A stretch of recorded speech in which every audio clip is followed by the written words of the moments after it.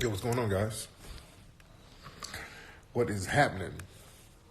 Let y'all climb on in the room. What is going on?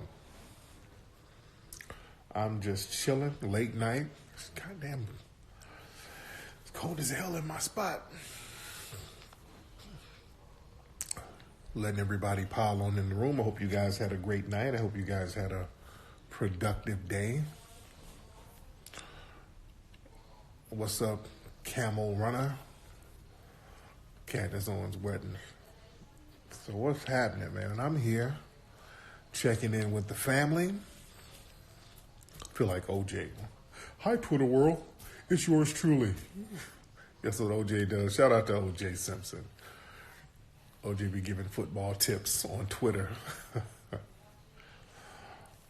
And white supremacists be getting mad at him. You're a murderer, OJ. OJ be ignoring their ass, talking about fantasy football.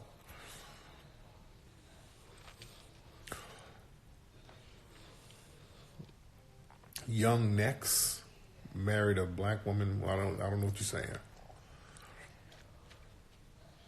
Yeah, that's what OJ says. He's on Twitter, and boy, he be boiling their fucking blood. They hate that he's on Twitter, just chilling, he be golfing. Hi, Twitter world. It's yours truly. They're going to trade some of the players. And we just talking about football, and they be so mad. When do I sleep? Well, it's 10:30 here. It's 10:30 here. No, OJ has cleared his name. OJ's cleared his name.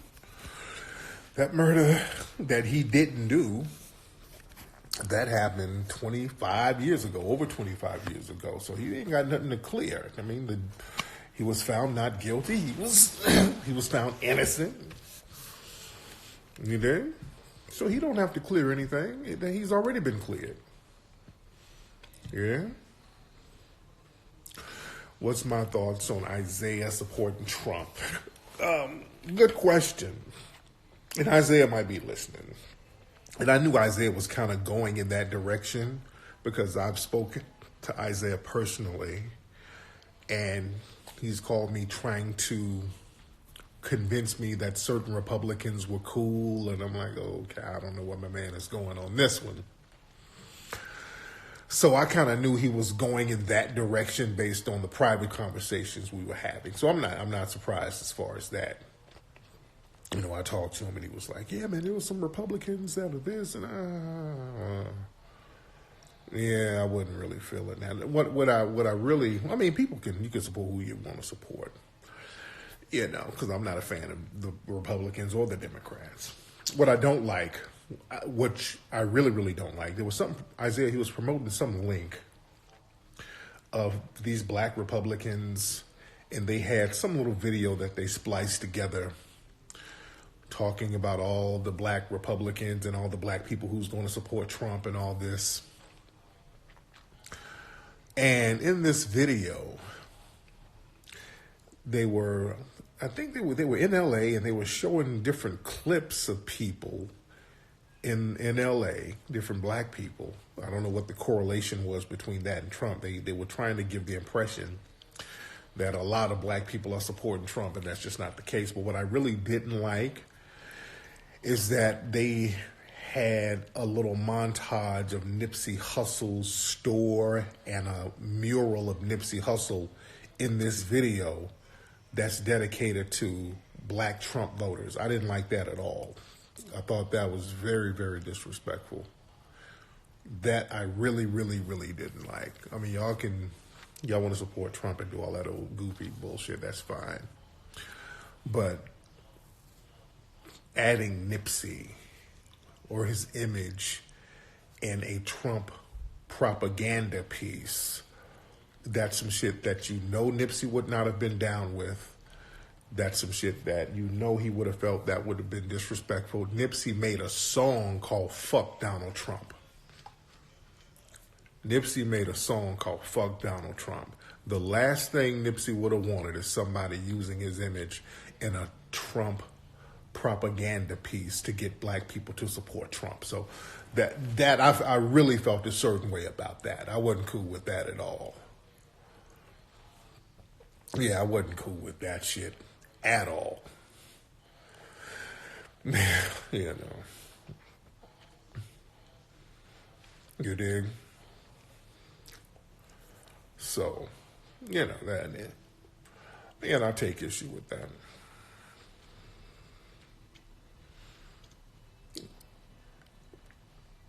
Yeah, Terrence K. Williams. Now, we know he's a known coon. But Terrence K. Williams, I almost feel sorry for him to a certain degree. He was adopted. I think he was adopted by some white people. I don't know, but he was adopted. So this guy was an orphan. Somebody clearly didn't touch this dude. He's moist, and he figured out cooning will get him some extra butter biscuits. And he's not a comedian. They have to justify propping him up, so they have to give him a title, and they have to pretend that he's a comedian. He's not a comedian at all. He doesn't really tell jokes. What they do, he goes to these little political rallies. They'll put him on stage, and the white people laugh at him. He goes up there and just says random dumb shit, and they laugh like he's doing like some kind of hilarious comedy routine, and he's not. And it's very patronizing, and it's kind of sad to a certain degree. You know, just like with Diamond and Silk. You know, the white supremacists love pretending that Diamond and Silk are they're the funniest thing to them. And what they are entertained by as far as Diamond and Silk is the fact that they're so stereotypically coonish. Like when Trump was running and he was campaigning and they brought Diamond and Silk out there, and all they were yelling is just a whole bunch of random catchphrases and extra coonish accents. And the white people were just eating it up. Like, we want Trump to build that wall. Yeah. Oh my God, they're so funny. We love them. Build that wall and build it tall. Okay. Oh God, they're the greatest. Oh my God, they're so funny. Oh yeah, you got that HC5? That's what's up. Yeah, they're living caricatures. They're living caricatures. And that's the thing. A lot of black folks, you know, we got this thing where we get around white folks and we want to become caricatures. We want to become minstrels. But before I forget, you know, guys, Robert Mugabe died tonight. What's up, coffee for me? Robert Mugabe died, so rest in power to Robert Mugabe, the great leader of Zimbabwe. He was in Singapore, from what I read in the reports. He was getting medical treatment in Singapore. So rest in power to Robert Mugabe. Love and respect to the beautiful people of Zimbabwe. I absolutely love the people of Zimbabwe. I've been to Zimbabwe, and the people there rolled out the red carpet for me. They showed me so much love in Zimbabwe. I was shown a lot of love in Zimbabwe. Very wonderful, beautiful spirit in the people of Zimbabwe. What's up, Lady Divine? Are you guys out here in L.A.? Yeah, he was 95 years old, so rest in power to that brother. Yes, Sir Robert Mugabe, he was knighted, but after a while, Robert Mugabe was not allowed to go into Britain anymore. Just like myself. I am, along with Robert Mugabe, we were one of the handful of black people who's not allowed to go into Britain. That's very interesting. There's only a handful of black people in the world who's not allowed to go to Britain. Robert Mugabe is one. He was one. Some of the other people, Chris Brown can't go, Minister Farrakhan can't go, Mike Tyson can't go. Who else? I think Busta Rhymes, he couldn't go because he had some cases.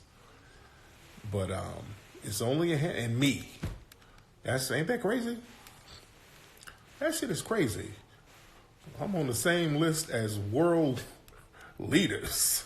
I can't go to it. That shit still amazes me. Yeah, Snoop, I think he's allowed to go back. I think Snoop got that cleared up.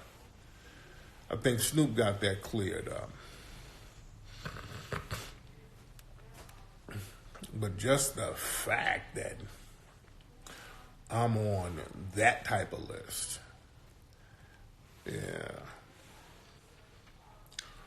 Yeah, I think Snoop got it together. They didn't allow him in for a couple of years, but I think some of his entourage got into some kind of fight over there, but they got it together.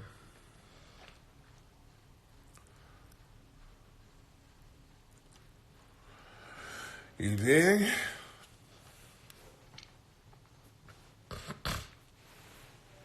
So that's what that is. Thoughts on Chicago? What about Chicago? You keep saying thoughts on Chicago. What's happening with Chicago? I don't know what you're saying. What's up, Miss Strella? How are you, dear?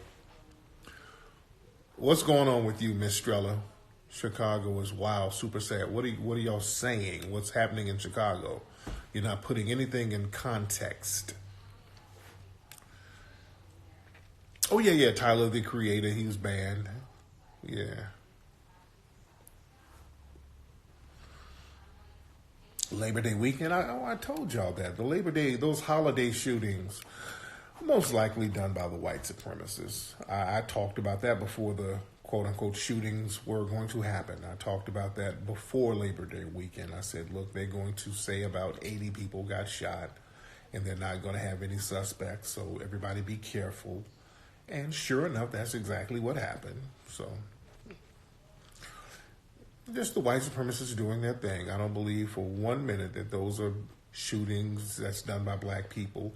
It's the perfect crime. Every holiday weekend, white supremacists go up there, start shooting people. They can get away with it. They know that they will have immunity. Nobody's going to charge them. It's going to be blamed on black folks, and they can get away scot-free. It's like hunting season. It's like a purge. It's a purge. Yeah. And I posted some images of this white woman who has a nonprofit up there in Chicago, and they do like some little after-school program with black youths. What I don't like, the white woman who runs it, Sally, I can't think of her name right now, but she's going around cutting these brothers' hair. That's some buck-breaking shit right there.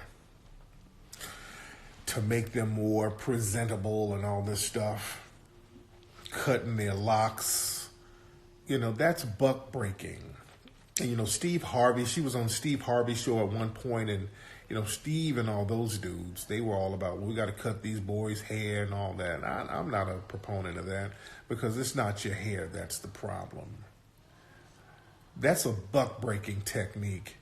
We're gonna break you by altering your physical appearance. It's like we want to buck break you to make you more presentable and palatable to white people. You dig? And I want to let y'all know, fuck all that. Because you can have a low haircut, no mustache, dress in a suit or whatever, and these white supremacists will still target your ass. Now you can dress and get suited and booted and be presentable as far as the way you dress and do business, because sometimes your attire in a business setting is important. But when people start trying to dig around and dictate what your hair is going to look like, that doesn't matter. You can be a person, you can tie your hair up, you can do all types of things. Even in a corporate setting, there's ways that you can manage your hair without them castrating you symbolically, because that's like a castration type of thing. And let me tell you something, that whole cutting of hair, I've never, ever, ever, ever seen them have to do that with white youths. white people can have spiked hair, those emo hairstyles, mohawks, everything in their hair. They're not going around cutting their damn hair. You did?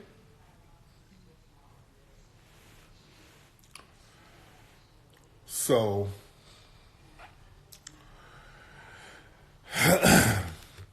the interesting thing about this woman and her nonprofit is she's going around cutting these black boys' hair.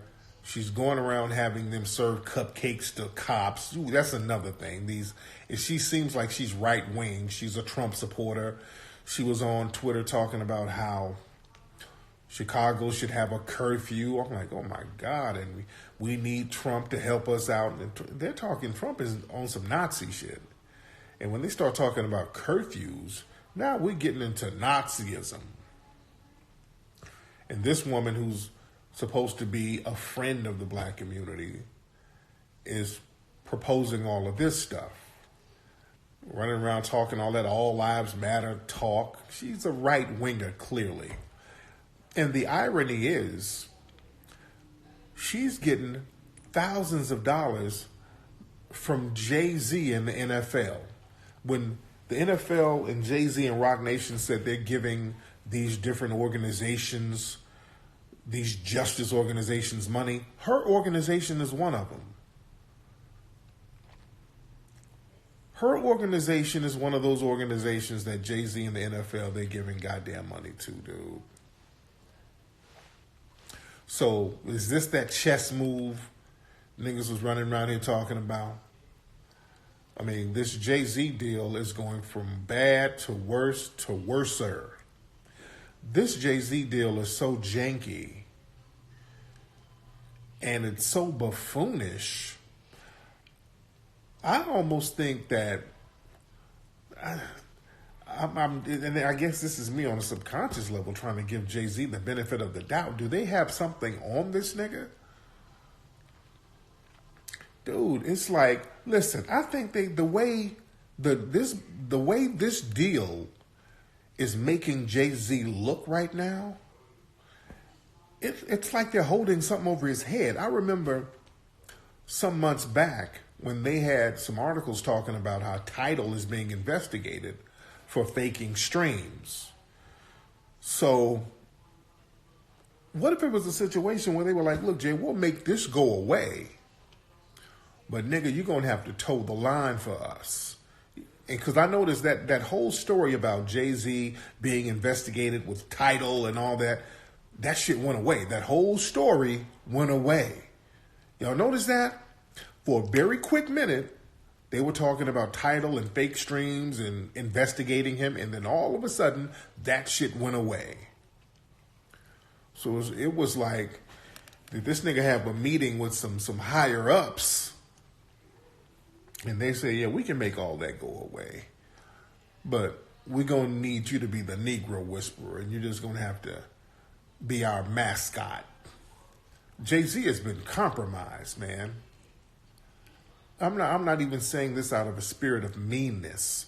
Just the fact that his organization is being forced to give money to certain people like this, and he's saying all of this weirdo ass bullshit. Brother's been compromised, and he don't even know how to verbally articulate it. So the question is, was Jay-Z always like this, or is this brother being compromised? Does somebody have some over this dude? That it's looking like that. The way he's going out, it's like they got this nigga hostage. Just like with Oprah. They got Oprah throwing Michael under the bus and basically acting as a shield for Harvey Weinstein and all these people. And look, with Oprah, and I pointed out, some years back, her dad, there was a case of some sexual assault, sexual indiscretion with Oprah's dad, and they made that go away. They made it go away, and they were basically like, okay, Oprah, we're going to call in that favor we did for you. We're going to call in that favor. You dig? They do stuff like that. They like, look, we can make you or break you. We're going to call in a favor. You owe us. And they're doing the same thing with Kevin Hart right now, by the way. They're doing the same thing with Kevin Hart. They'll bury certain things, not promote certain scandalous stories about him, and then they'll dangle some shit over his eyes like, hey, look, we'll call you a homophobe. We'll get all this evidence of you being labeled a homophobe, and we'll keep that and dangle that over your head if you don't do what we tell you to do. You know?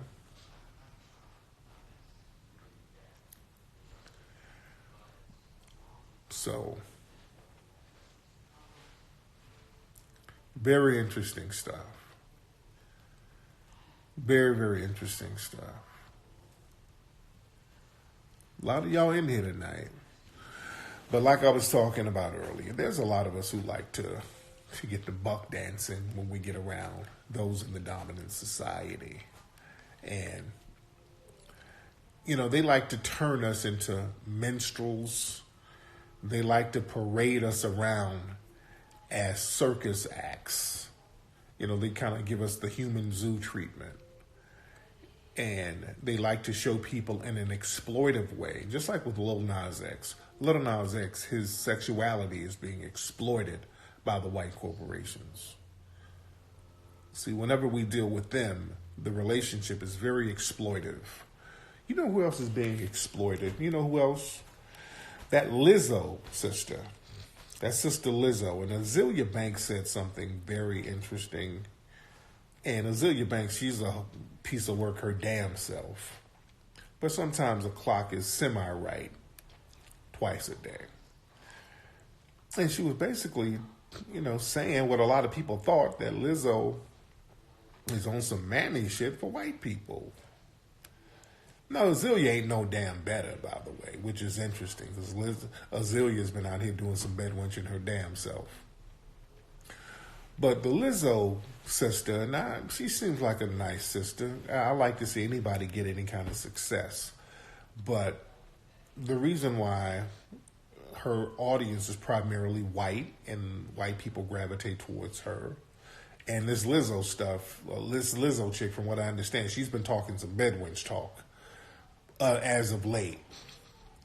You know, trying to campaign for white men and all this old stuff. So, you know, they get her around, and Lizzo, they put her on stage, and then they turn it into a Negro circus. You know, she's twerking, she's like extremely overweight. She's twerking, playing the flute, and flopping around everywhere. And white people like that. It's like a big circus mammy. It's on some mammy shit. You know, and no disrespect to her. I'm really not saying that to be disrespectful, but when you plopping around like that, and it becomes almost like a spectacle. It becomes a spectacle. You dig? So there's, you know, and then they try to frame it in an empowerment type of thing where she's accepting her body, and that's just the white supremacists trying to spin it. They always do that when it comes to overweight black women. They don't do that with white women who are overweight. I want y'all to notice that. When there's overweight black women out there, they'll parade them around and prop them up and have them all out parading them around, you know, like Gabby Sidibe and all these other women, under the guise of, well, we want to just show there's beauty in all sizes. But they never do that with white women. They never do that with white women, because they want to show a certain image of black women. It's mammyism. That's all it is. And they try to put a positive spin on mammyism. They've always liked the image of the overweight black woman contrasted with the slim, what they deem attractive white woman. They don't have fat white women running around like that. I remember, again, I've talked about this before, when Jessica Simpson started gaining weight, white people started clowning her ass. If there's a slim white woman and she starts gaining weight, white society clowns her ass. They don't play that. I remember Anna Nicole Smith when she kept gaining weight. White society was clowning her. They don't play that with overweight white women. They like overweight white women when the women are comic relief. What's that British white girl who's real fat and goofy? Rebel something. They like her. The McCarthy, is it Melissa McCarthy? They like her because she's a fat, funny white woman. You know, so they like them kind. If you use your fatness and your size as part of your comic relief, yeah, Rebel Wilson, that's her name. They'll parade that around. But a serious musician or somebody, nah. You know, yeah, Lena Dunham, yeah, Roseanne Barr, people like that. It has to be part of your comic relief. Yeah.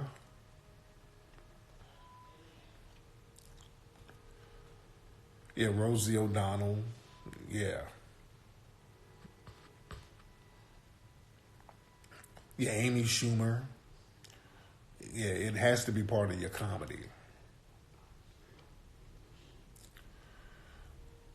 So, you know, that is what it is. There's a couple of fat white chicks who aren't in comedy. Who are they? Who's really big?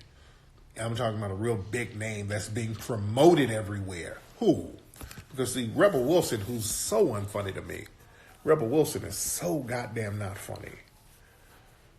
She's extremely not funny. Amy Schumer is she ain't that funny. Melissa McCartney is kind of funny in some of her movies. Amy Schumer, she be stealing folks' jokes. You know?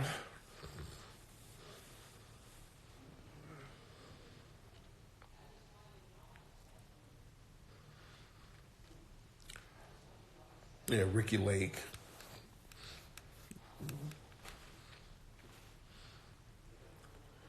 Say Lena Dunham is shaped like a duffel bag. Yeah, but they don't. Attractive sisters, you know, they got a problem with that. Y'all remember even when Beyonce was performing at Coachella? I want y'all to take a good look at that footage. When Beyonce was performing at Coachella, most of the audience was white, and they weren't really into the performance like that. I want y'all to take a real good look at Beyonce's last performance at Coachella, which was a marvelous performance. That was a great performance. The white people were just kind of standing around. They weren't really into it like that. You dig?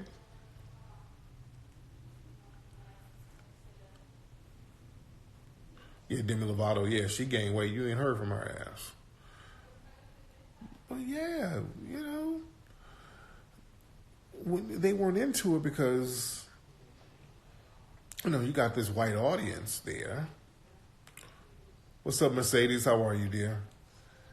Yeah, you got this white audience, white men and women, and you have these attractive black women on stage. It wasn't just Beyonce. She had other attractive black women on stage, and you know, they had Egyptian themes and they had the HBCU themes and, you know, something like that for a black audience. I mean, that thing, if the audience was black, that place would have just been bananas.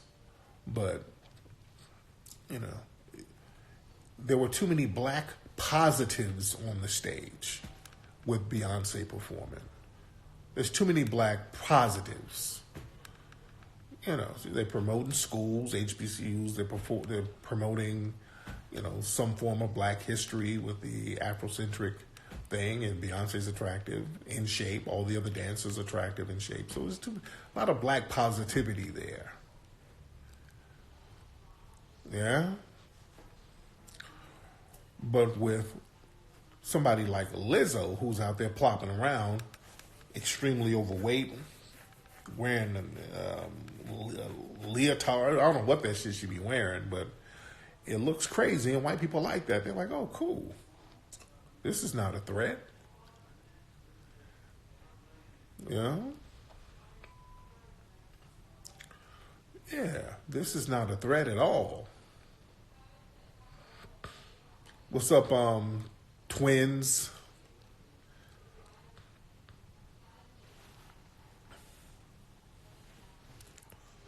Yeah, the Lizzo got, be out there twerking with cellulite and God, when they we like we trying to twerk, I'm like, oh my God, no. But white people like that. Yeah, it don't look good at all. I mean, y'all know that shit don't look good. Yeah, but it's a spectacle, and they like us being spectacles. They like that. They like for us to be spectacles. Yeah.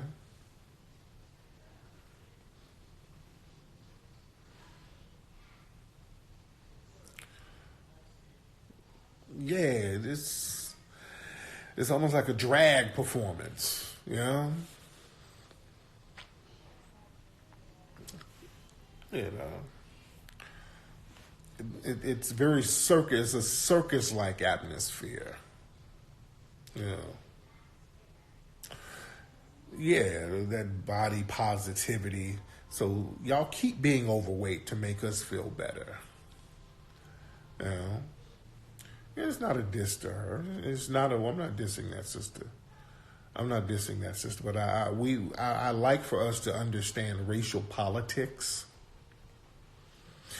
Black folks, we do not understand racial politics at all. When we get around these people, this is why they can exploit us the way they can, because we don't understand what they're really doing. When they start giving you fake praises and fake props, we want to believe it. And we start thinking, well, damn, all these white people love me. I'm different. I'm different, man. These niggas ain't, man, I didn't figure this thing out. And then the ego starts talking. And then once they're done making a spectacle out of you, they kick you to the curb.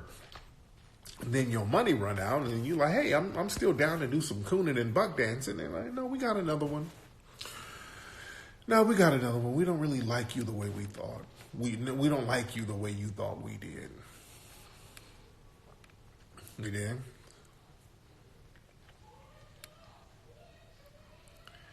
Debate between Candace Owens and Blair. No, I didn't watch it. I don't really watch Candace Owens. Yeah, black people don't understand coded racism. See, we think racism is what white people tell us racism is. We think racism is the Klan, Richard Spencer, and David Duke. That's what we think the Klan racism is. And you don't understand the so-called liberals. They practice the same racism as the right-wingers, as the David Dukes and all these people. They just do it in a codified way. You know?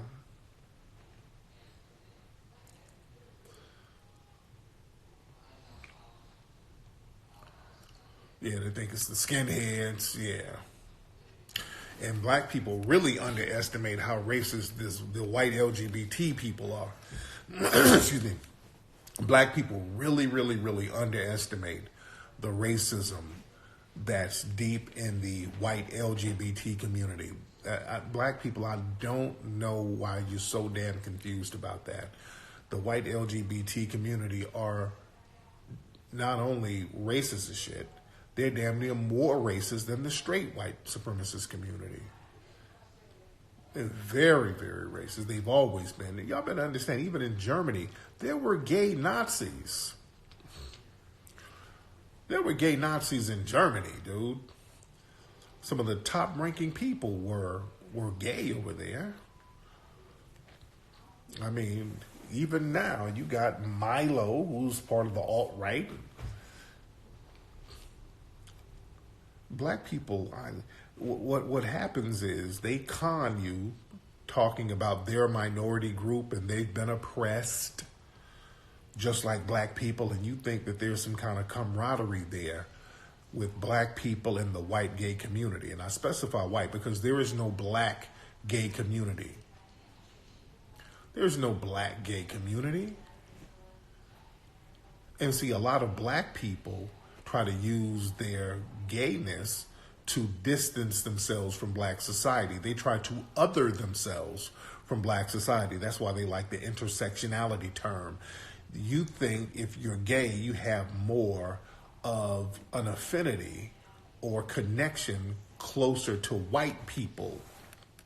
You think that you have more of an in with them, but what they do, they understand they can use you as a token and a tool and a mascot against the rest of black society. And you think everything is all cute and sweet when you're towing the line for the white LGBT crowd by you getting your black ass out here talking about y'all is homophobic in the black community. Wink, wink, wink. You think you getting some brownie points. They throw you a couple of butter biscuits. When you go out here running your mouth about how homophobic black society is, which is a damn lie. And I want black people to stop letting these folks promote that lie. See, the problem is they've been promoting that lie for so long and nobody really says anything.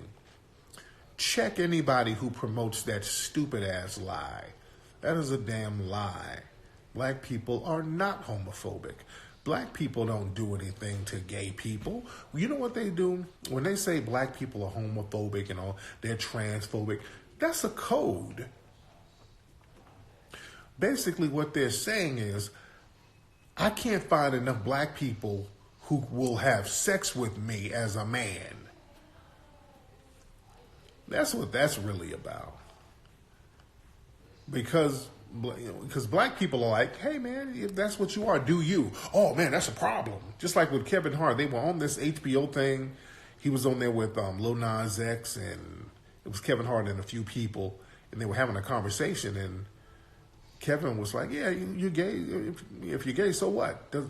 Which is nothing wrong with that. It's basically, yeah, just do your thing. And then all of these Negroes working for these white corporations had a lot of fake outrage towards Kevin for saying that. So I'm like, wait a minute, these niggas are auditioning. So when black society says to a gay person, I don't care if you're gay, do your thing. And if they get offended, okay, so they're getting offended for something else, or fake offended. When they try to make up straw man arguments to get offended by, they're just making up some shit. The problem is, because when they say they're gay and we say, okay, we ain't got a problem with it, just do your thing, it's like, no, I want you to come and have sex with me. No, I don't want to do that. Well, you're homophobic. That's what it's really boiling down to. It's a setup. It's like, yeah, I just told you what my sexuality was. You said you don't care, but I want you to care because I need you to come over here and get with me. And if you don't get with me, well, you're a problem. That's what they're trying to say. That's what they're trying to say. That's buck breaking, family. That right there is the epitome of buck breaking. They're trying to force themselves on black society sexually. What they want to do is create a rape culture where the LGBT community gets to dominate black society with the backing of white society. See, white society will back anything that's going to harm black society as a whole.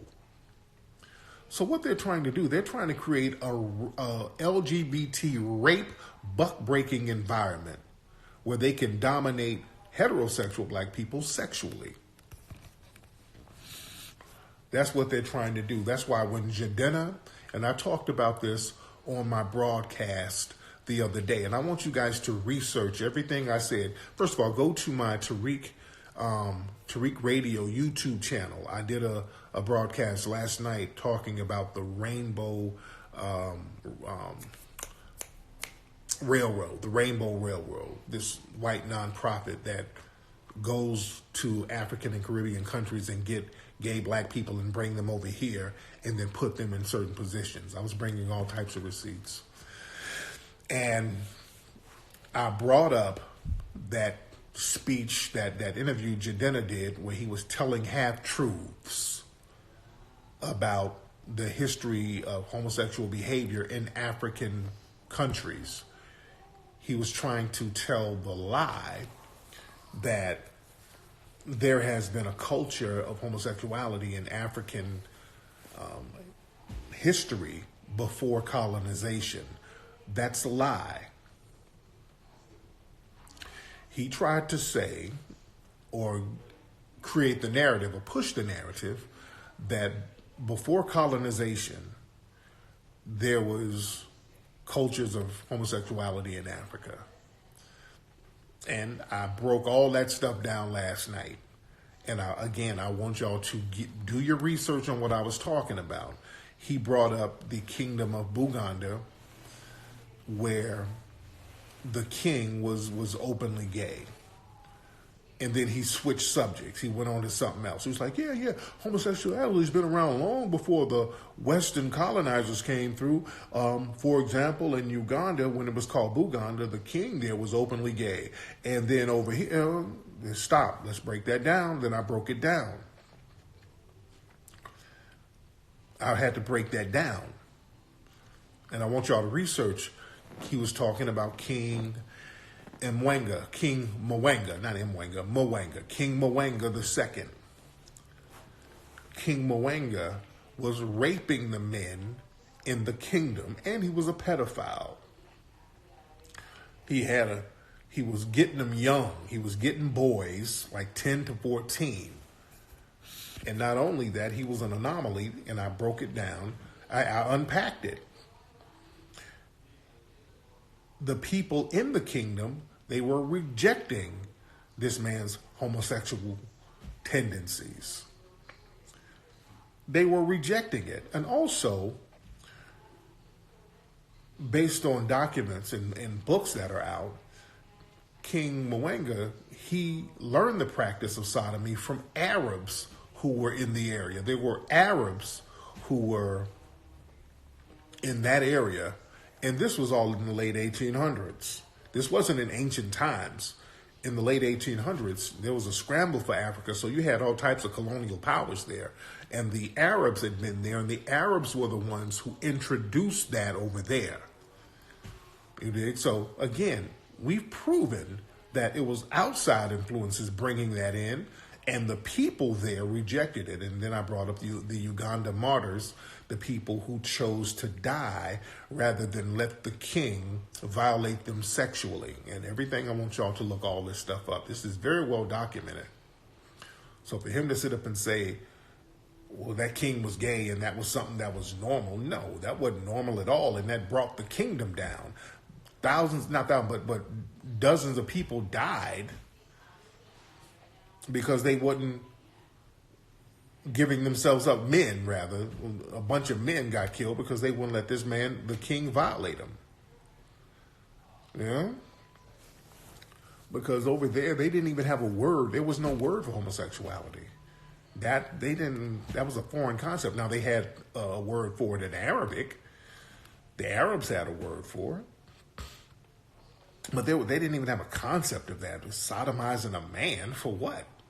There's not even a word for that in those ancient languages like that. Yeah. So you got to watch them when people go out there and push this fake history. Yeah, the Arabs had a major impact. The Arabs softened up the blow for the Westerners to come on in. Remember, we always forget. When we talk about colonization in Africa, the Arabs came through and messed a lot of stuff up first. Yes, shout out to the Uganda martyrs. And as a matter of fact, even today, they still praise the Uganda martyrs for putting themselves on the line, for standing up and putting their lives on the line to say, hey, no, I'm not going to be violated by this crazy ass king that's in power right now. Yeah.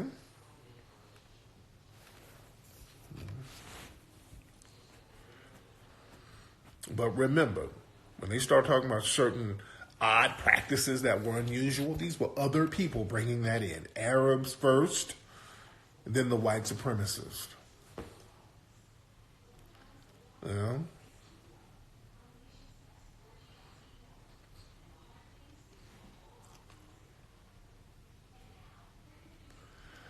Why were Arabs able to take control over Africa back then? Well, look, and we talked about that in one of the Hidden Colors, man. Remember, Africa is old. We have some of the oldest civilizations in the world, man. So when you have old civilizations like that, and you're elevating everybody, you've traveled around the world and you've lifted people up for millions of years, you get worn out. You get worn out, and what happens is, certain things happen with climate. Certain things happen. Remember, places like the Sahara Desert, that wasn't a desert. When that dried up, that created, certain cultural phenomenons. The Nile River, when it started to flow in another direction, that created a certain cultural thing. And certain things just happen based on geography, based on climate, based on migrations of people. When the Moors were pushed out of pushed out of Europe, that created a lot of tension. And then there was a lot of infighting on the continent itself, which that infighting is going on now. And that right there, some of our greatest mistakes, people were able to exploit. You understand? That's why when cats are not on code, you're able to be exploited. And that's what happened. Cats are fighting among themselves, fighting in different kingdoms, just like they're doing now. Over there now, people are fighting left and right. And then the white supremacists come on in and start finessing.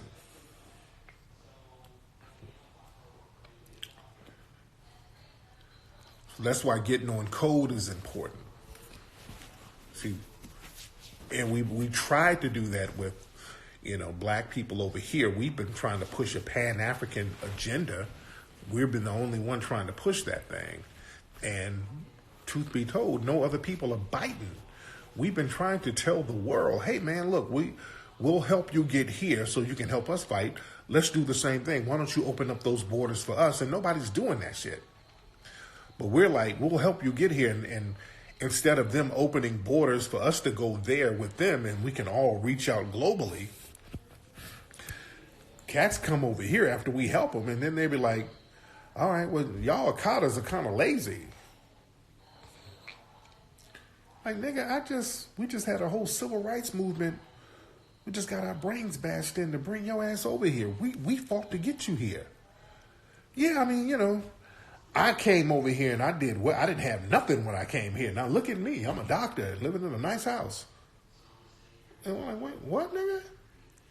Nigga, you didn't have shit.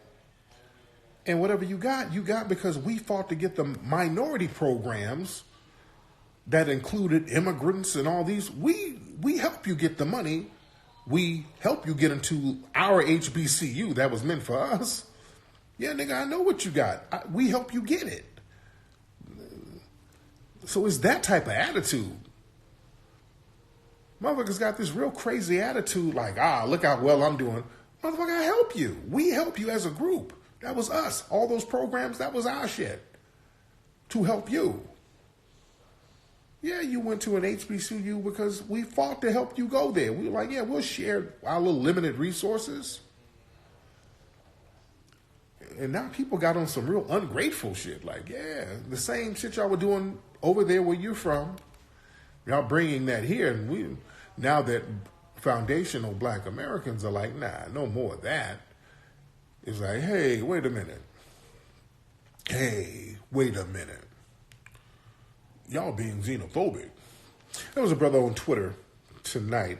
He follows me. He said he was at some school and there was some kind of student union thing at a university, and for like the student university president or something like that, and he was asking them, I think, some debate questions, and in the audience were mostly a lot of black foreigners or black immigrant students. And the people on stage, I think he asked them, he said, what was the last book on Black history you read? And then he said the audience started booing him for asking that question.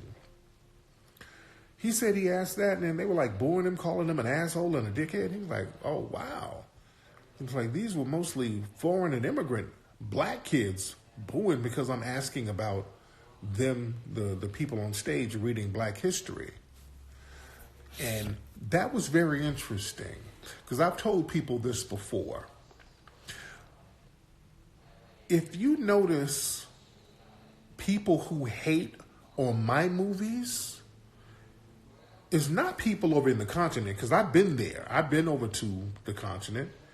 I've been to the UK. The people in the UK love it. People in Africa love my movies. People in the Caribbean who's over there love my movies. But immigrants from those nations who come here, they always got something slick to say. Let's be very clear. It ain't the people on the continent. It's not the people in the Caribbean. But the immigrants from those places, when they get here, whenever you start talking about Black history, they are the main ones trying to debunk it without any kind of facts. They're the main ones talking about Hotep. That's that dumbass Hotep shit. Whenever you hear somebody talk about Hotep in a pejorative term, look and check their profiles. There's always people with these foreign flags.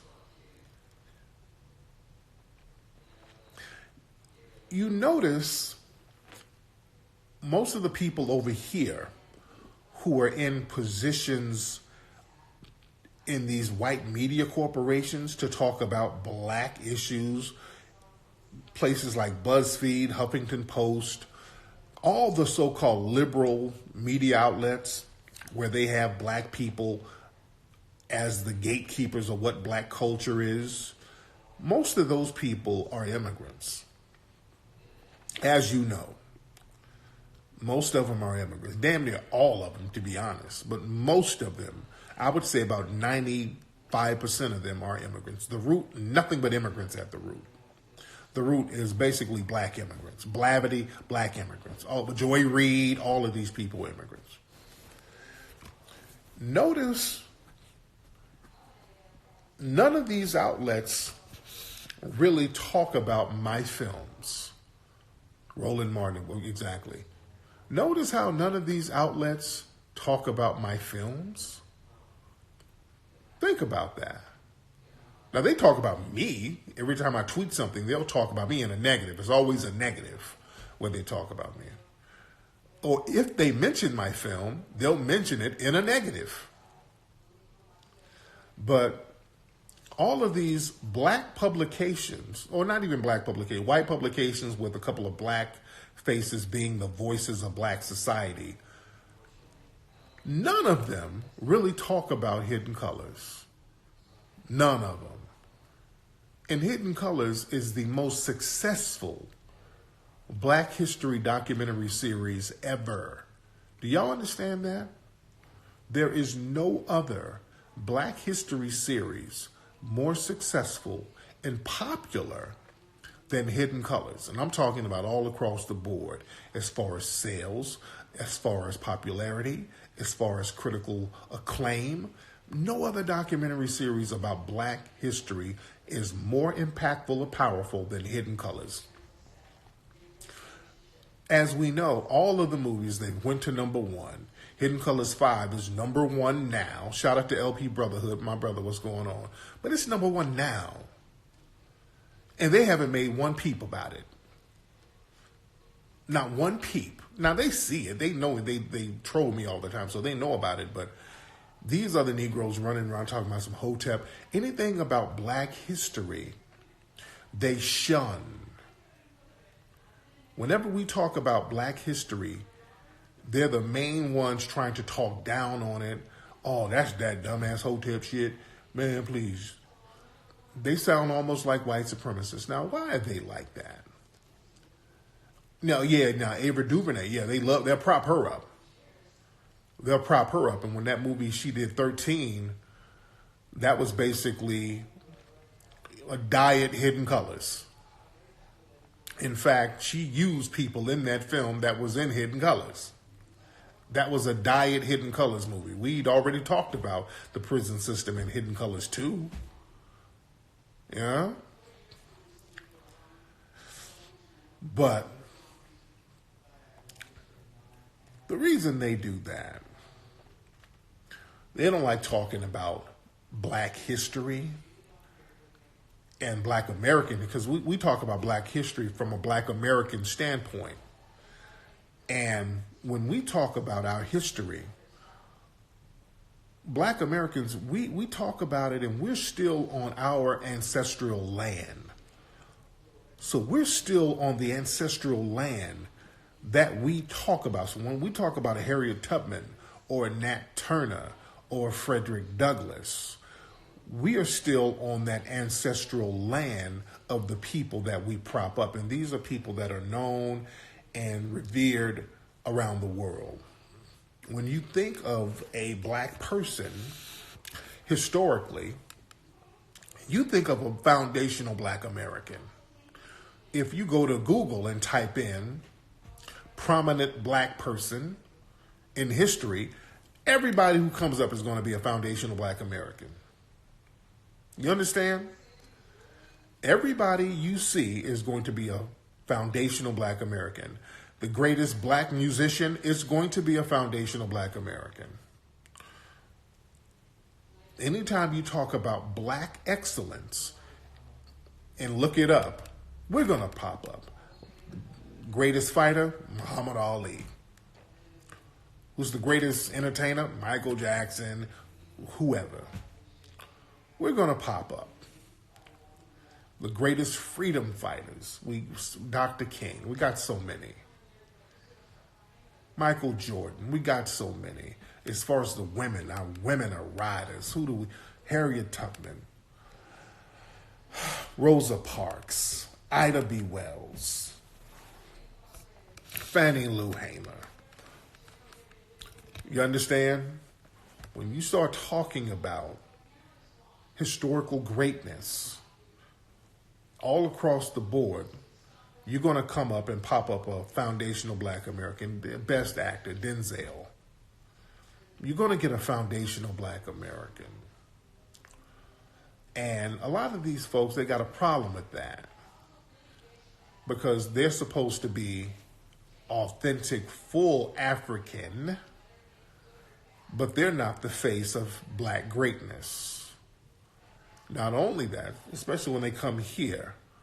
See, you can't sit up and talk about how great, if you're an immigrant here, how great your folks was and how great the people you came from, how great they were, and your ass abandoned your country. You had to leave and you abandoned your shit and didn't look back. And then it's hard to talk that shit about your folks and where they came from and all that, and then your ass didn't stand on that land and continue that lineage where you were. You understand? So they got a problem with that. So they try to shit on ours. Yeah, you abandoned ship. That's the thing. You can't get over that. I don't give a fuck how great you talk about we are Akatas and we this and that, but we didn't leave our ancestral homeland. Motherfucker, you bounced. That's all we need to know. You can talk all that shit about your village and the motherfucker, you bounced. It wasn't popping and your ass bounced and came over here where the fighters were. You dig? People want to talk all that shit about us, but your ass right over here with a fitted cap on, trying to blend in. And every time we start talking about history, see, the history reminds you of your history and what you had to do to get the hell on. So now, fuck all that history. Let's turn up. No, I don't want to hear all that Hotep shit. I don't want to hear all that Hotep. I don't want to know about no history. Yeah.